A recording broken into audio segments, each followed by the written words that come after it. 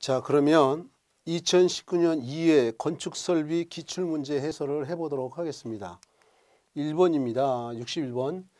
작업구역에는 전형의 국부 조명 방식으로 조명하고 작업구역에는 전형의 국부 조명 방식으로 하고 기타 주변 환경에 대해서는 간접 조명과 같은 낮은 조도의 레벨로 조명하는 방식은 그랬죠. 이게 TAL 조명 방식이라고 하는 거죠. 해설을 한번 보면요. TAL 조명 방식은 작업구역에는 전형의 국부 조명 방식, 국부 조명 방식을 택한다는 거고 작업구역에서는요. 그 다음에 주변 환경에 대해서는 간접 조명하는 걸 갖다 우리가 TAL 조명 방식이라고 하는 거죠. 2번 문제로 넘어가 보도록 하겠습니다. 다음이 냉방부하 발생 요인 중 현혈부하만 발생시키는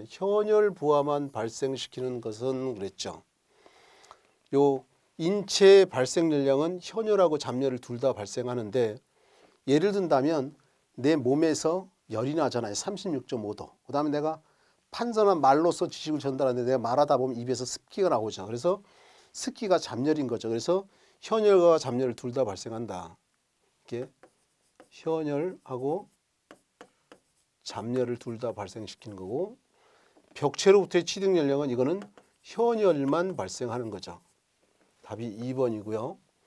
극간풍이라는 게 이게 틈새에 의한 바람인데, 공기에 보면 건조 공기하고 습기가 있죠. 이것도 현혈하고 잡열을 둘 다 발생시키는 거죠.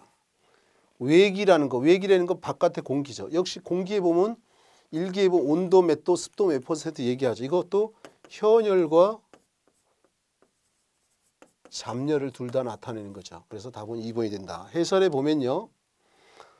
벽체로부터의 취득 열량은 현혈부하만 발생한다. 벽체로부터의 취득 열량은 현혈부하만 발생시킨다는 거고, 참고로 현혈과 잡열 부하를 발생시키는 것에는 네 가지가 있는데, 우리 인체, 극간풍, 외기, 열원기기라는 건 예를 들어 여러분들 집에서 가스레인지에 고등어 조림한다면 가스열이 현혈이고, 찌개가 끓면 수증기가 발생되죠. 그게 잡열. 여기서 요 네 가지, 인체, 극간풍, 외기, 열원기기가 현혈과 잡열을 둘 다 발생시키는 네 가지가 있죠. 나머지는 다 현혈을 발생시킨다는 거고요. 그 다음 문제로 넘어가 보도록 하겠습니다. 급탕설비에 관한 설명으로 옳지 않은 것은 그랬네요. 급탕설비에 관해서. 급탕설비에서 옳지 않은 거 1번. 냉수, 온수를 혼합 사용해도 압력 차이에 의한 온도 변화가 없도록 한다. 당연한 얘기겠죠. 배관은 적정한 압력 손실 상태에서 피크실을 충족시킬 수 있어야 돼요. 당연한 거죠. 피크실은 1시간 동안 물을 가장 많이 쓸 때 피크 아워라고 하고, 피크 로드는 물을 많이 쓸 때가 뭐 2시간이든 3시간 연속되는 걸 피크 로드라고 하는데, 충족시킬 수 있어야 되고, 도피관에는 압력을 도피시킬 수 있도록 밸브를 설치하지 않습니다. 도피관, 또 안정관이라고 얘기하는 거죠. 이런 거는 밸브를 설치하지 않습니다. 이거 3번이 답이네요.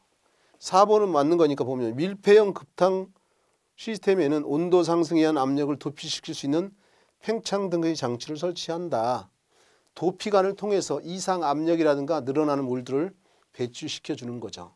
해설을 보면 도피관, 팽창관, 안정관은 밸브를 설치하지 않는다는 거예요. 그다음에 이제 64번 문제로 넘어가 보도록 하겠습니다.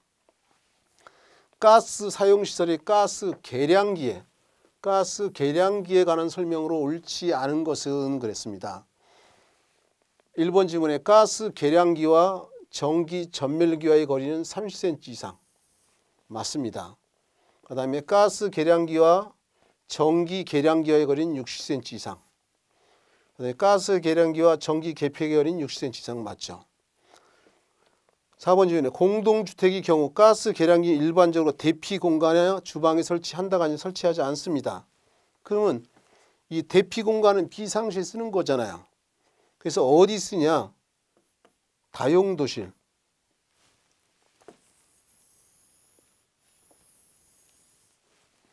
어디에 쓰냐면 다용도실이라든가 발코니 이런 곳에 설치하죠. 가스 계량기를. 해설을 한번 보면요. 가스 계량기는 위험에 대비하여 대피 공간이나 주방이 아닌 다용도실이나 발코니 등에 설치한다라고 되어 있죠.